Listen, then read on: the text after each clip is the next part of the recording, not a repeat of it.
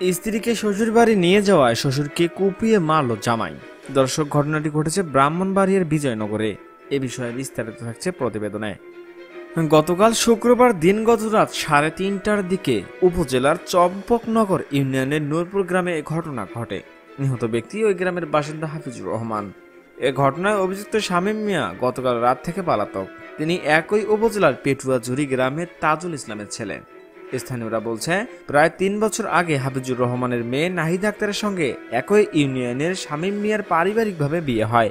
নাহিদা ও শামীমের 2 বছর বয়সী একটি সন্তানও আছে। বিয়ের পর থেকে তাদের মধ্যে পারিবারিক কলহ দেখা দেয়।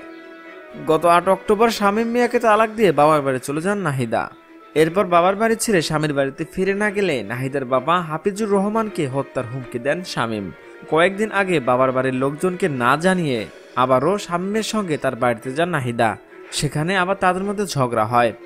পুনরায় মেয়ের দাম্পত্য জীবনের কলহের বিষয়টি জানতে পেরে হাফিজুর রহমান গতকাল ওই বাড়ি থেকে নাহিদাকে নিজের বাড়িতে নিয়ে যান। গতকাল সন্ধ্যায় শামীমের বাবা তাজু মিয়া সহ পরিবারের লোকজন নাহিদাকে শ্বশুর বাড়িতে ফিরিয়ে নিতে নূরপুর গ্রামের হাফিজুর রহমানের বাড়িতে যান। নাহিদার শামীমের সঙ্গে সম্পর্ক রাখবে না বলে শামীমের বাবাকে জানান হাফিজুর। এতে শামীম ক্ষুব্ধ হয়ে নাহিদার বাবা হাফিজুর রহমানকে হত্যার হুমকি দেন। এরপর গতকাল রাত 3:30টার দিকে ধারালো অস্ত্র নিয়ে তিনি শ্বশুর বাড়িতে যান। মধ্যরাতে ঘরে ঢুকে ধারালো অস্ত্র দিয়ে শ্বশুর হাফিজুর রহমানকে বুকে, পিঠে ও শরীরের বিভিন্ন স্থানে উপর্যুপরি আঘাত করেন। পরে সেখান থেকে পালিয়ে যান শামীম। ছুরির আঘাতে হাফিজুর রহমানের প্রচুর রক্তক্ষরণ হয়। গুরুতর আহত অবস্থায় তাকে উদ্ধার করে উপজেলা স্বাস্থ্য কমপ্লেক্সে নিয়ে গেলে চিকিৎসক হাফিজুর রহমানকে মৃত ঘোষণা করেন।